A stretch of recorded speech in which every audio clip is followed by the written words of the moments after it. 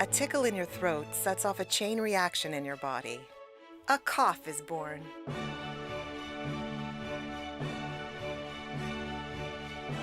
A cough combines at least 7 body parts to eject throat invaders at the speed of sound.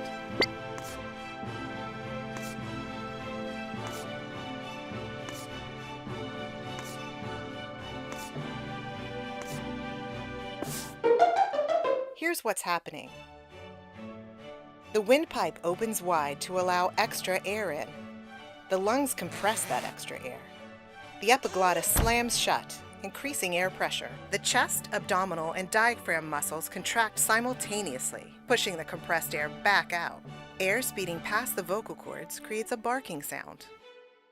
The jet of air can travel several feet and contain up to 3,000 saliva droplets. The air from powerful coughs can travel at velocities up to 500 miles per hour, carrying enough force to break a rib.